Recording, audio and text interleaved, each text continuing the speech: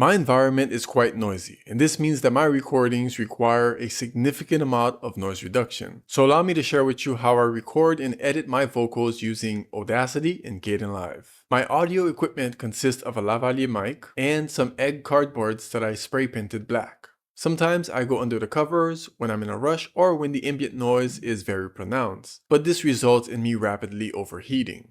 I bring this up because your audio output is only as good as your audio input, which means the quality of the recording itself determines how good the output can be, unless you're using AI. But then, is that really still you? Seriously though, the same goes for video recording. Recording in 4K log with proper exposure and lighting and focal length gives a lot more control and options in post-production versus recording 720p at Rec 709 with bad lighting and even worse blurry footage. This leaves you with little to no options in post-production.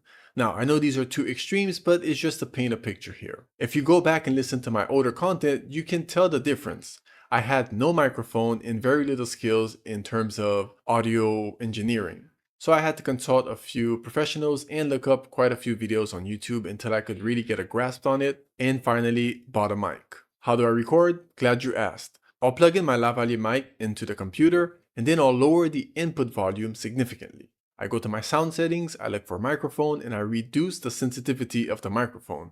This is to reduce the amount of ambient noise that it picks up. Whereas if you record inside of a padded room or use a shotgun mic, which is more directional, meaning that it only records in the direction in which it's pointing or mostly records in that direction, versus a microphone like this one here that I have, which records all around. The reason why I don't connect this to my cell phone is because I don't get the option to lower the sensitivity of the microphone when plugged into the phone. With this out of the way, let's jump inside of Audacity. Consulting an audio engineer, I was recommended to first set the quality of the audio to 48,000 Hertz or so, instead of the default, I think 44 or 42, I think it's 44 Hertz. To do so, you simply go to the menu bar inside of Edit down to Preferences, and then in this very first tab, you have these two drop downs. Simply change it to 48,000 Hertz and you're set. Then click on OK. So here we have the audio track that I recorded for this video. So this very video that you're watching, that's the audio track. So you might notice that the size of the waveform is very tiny. And that is because I lowered the sensitivity of the microphone. Again, that's to reduce capturing ambient noise and my voice being the closest thing to the microphone being what dominates the recording overall. When recording, I often have to take a lot of pauses because there are motorcycles, cars, trucks, birds, neighbors, etc. that are loud enough to pierce through the walls of my house and into the microphone. So back to Audacity. So the first thing I'll do oftentimes is I'll click on the far left of the track and then I'll hit Ctrl D, or you can go to the menu bar inside of Edit and you have Duplicate. This is to save the original recording before I start doing a bunch of changes to it, because I personally tend to not save the Audacity project files as I find them to be a bit heavy and I rarely ever go back to them. But I have a sort of workaround for that. Once I've duplicated the track, I'll mute the top one by clicking on mute, and then I'll click on the little up pointing arrow next to audio 1 and this will collapse the track. The first thing I'll do is click on the far left of the track to select everything on the track. Then I'll go up to Effects, down to Volume and Compression, and I'll choose Normalise.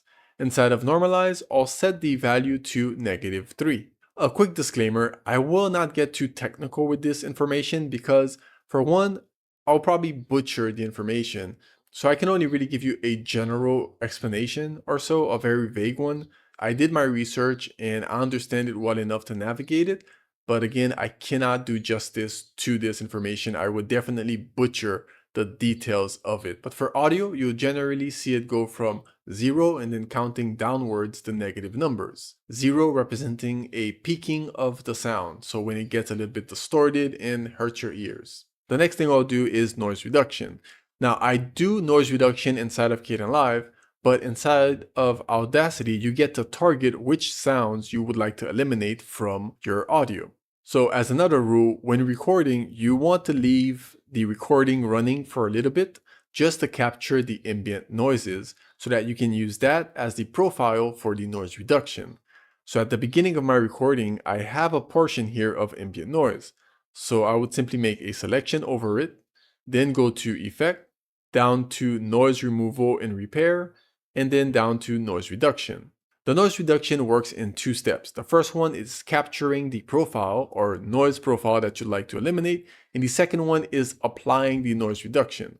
So in this first step, we pick the noise that we want to eliminate, and then we go inside of the noise reduction and register that noise at the top. When it comes to the settings below, I leave it to -6 for everything. If you increase the sensitivity, it will increase the spectrum of sounds that Audacity will look for that resemble the noise profile that you've provided. This can lead Audacity to deteriorate your vocals if it finds those frequencies inside of your voice. So try to avoid cranking it up too high. The defaults usually work pretty well. As for the reduction, the higher the value, the more it's going to reduce the sound of the noise that it finds. This one is more or less okay to crank up a bit, which will give you a cleaner output, but again, that can lead to artifacts in your vocals. Play around with it, see what works best for you. After selecting the noise profile, you can either click on the far left of the track in order to select the entire track and apply the noise reduction to everything, or just grab an area on the track and apply the noise reduction to just that area. In my case, I'll click on the far left and then go back to Effects. Now you can either go back to the noise reduction and then apply the noise reduction, or you have the option up here to repeat last effect, or you can use Ctrl R and this will automatically apply the noise reduction with the noise profile that you selected previously. So I'll do that. I'll let it run for a bit, and now it has reduced or removed the noise that we selected in the beginning from our audio the best it can. The next step is to EQ. Now, this is not to modify my vocals in of itself, but rather to attack the low end and the high end, so the bass and the treble. For this, we go back to Effect, down to EQ and Filters, and I use the Filter Curve EQ. You can find a lot of presets in the upper right corner depending on your version of Audacity. And amongst the presets, you can either boost the bass or cut the bass, boost the treble or cut the treble, and a few more options. I'm going to stick with the one that I have here, which is cutting off the low ends. So starting from 100 dB and lower, I do a cutoff. And on the high end, starting around 7000 dB, I do a cutoff as well. And then I'll apply, and this will clean our audio even more. After that, I'll apply a compressor. For the compressor, I won't break down what it does exactly, but I'll leave a little description here on the screen. To access the compressor, we go back inside of Effect, down to Volume and Compression, and we go down to Compressor. For the settings, you can go inside of Presets and choose Lead Vocals. This should work for most cases. With that selected, simply press OK and let Audacity do its thing. After that, the final step is to go back to Effects, Volume and Compression, and Normalize once more. Now, if ever you had one sound in particular that peaks above everything else, when you normalize, the vocals are not going to reach the -3 dB, but rather, once that peak hits the -3 dB, everything else will stop at that level. If you'd like to avoid this, one option is to select that peak, and at the top here under the magnifying glasses, we have a waveform with a flat part. Click on it and it's going to generate silence. And that's about it. And I'll leave the normalized settings the same, -3 dB. I don't do cuts inside of Audacity because I need to sync the audio to the video that I'm recording on my phone. And if I were to do cuts inside of Audacity, it would make it a nightmare to synchronize the audio to the video afterwards. So I'll click on the far left of the track that I would like to export. I go up to File and down to Export Audio. I'll choose to export locally, and then you can name your file, choose the destination. And what I do with exporting, recently I started exporting at 32-bit floating point. I do this because I don't save the Audacity project files. Sometimes I'll even export the raw recording just in case at 32-bit floating point so it has the maximum information in it in case I need to mix the audio again. But in your case, 16-bit might be just fine. I export as WAV with Microsoft next to it. And in my particular case, I choose the selected track or selected audio because I'm only exporting the track that I have selected. Then I'll press export, wait for it to export, and that's that for Audacity. Now jumping into Kdenlive, I'll import the video from my phone and the audio that I just exported from Audacity. To synchronize the two, since my phone is actually recording my voice, I place both of them on the timeline. I don't make them touch the far left because they have to be offsetted when aligned. Now to synchronize the audio from Audacity and the video from my phone, I use the audio from the video recorded on my phone in order to synchronize them. It's actually quite easy and I don't think I've ever shared this before. So right click on the WAV file that we've exported and go up to Set Audio Reference. Now give it a moment so that it goes through the audio. You can see down in the status bar that it is scanning the audio. Once that's done, we can then right click on the audio from the camera and simply click on Align Audio to Reference.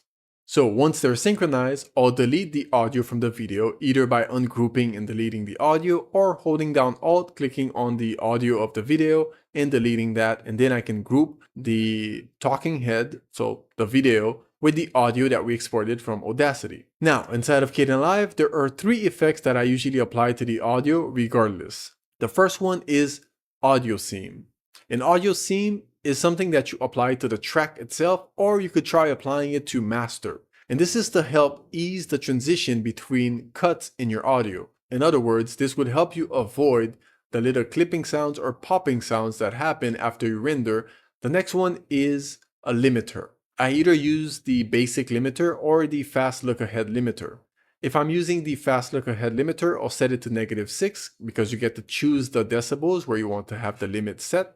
And if I'm using the basic default limiter, I'll set it to 0.8 or 0.75 depending.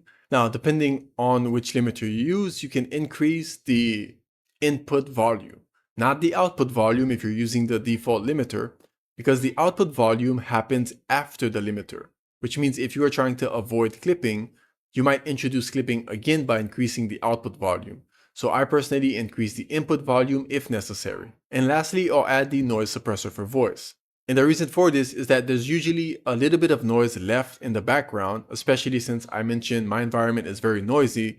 So there are unexpected noises that Audacity can't really target unless I find them on the track, create a profile for them, and then target them with the noise reduction. And even then, that might introduce a lot of artifacts in my own vocals. And that's why I use the noise suppressor inside of Kdenlive.